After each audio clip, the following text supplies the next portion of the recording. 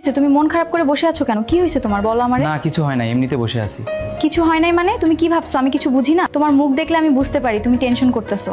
না, হাতে কোনো কাজ কাম নাই, কোনো ইনকাম নাই, কিভাবে কি করব কিছু বুঝতে পারতেছি না। বোকা ছেলে, এগুলো নিয়ে টেনশন করতে হবে না। তোমার হাতে কাজ নাই তো কি হয়েছে? আমি চাকরি করতেছি না, আমার টাকা দিয়ে চলবে। তুমি হয়তো আমাকে ভালোবাসো, সেই জন্য এই কথাটা বলতেছো। যতদিন তোমার কোনো কাজের ব্যবস্থা হবে না, শোনো, রিজিকের মালিক হলো আল্লাহ তাআলা। কেন বিয়ার পর 8 মাস তোমাকে আমি বসায় খাওয়া নাই? তখন তো আমার বেতন ছিল মাত্র 7,000 টাকা, কিন্তু আমাদের ভালোবাসার কোনো কমতি ছিল না, সুখে ভরা জীবন ছিল। প্রিয় বোনেরা, একটা কথা মনোযোগ দিয়ে শুনো। স্বামীর ইনকাম কম থাকলে তাকে অবহেলা না করে সাহস দিন। মানসিক চাপে থাকে, এই সময় তাকে কষ্টের কথা শুনিয়ে চাপ দেবেন না। কোনো কারণে কাজ না থাকে, তখন তাকে অবহেলা না করে আরো বেশি ভালোবাসা ও সাহস দিন। কারণ সেই মানুষটা তখন এমনিতেই অনেক আর মানসিক চাপে থাকে। আপনি যদি সেই সময় তাকে কষ্টের কথা শুনিয়ে দেন, বারবার চাপ দেন, তাহলে সে আরো ভেঙে পড়বে। একজন পুরুষ হয়তো সব কষ্ট মুখেতে দায়িত্ব পালন করতে না পারার কষ্ট তাকে প্রতিদিন পোড়ায়। তাই কঠিন সময় তার পাশে থাকুন।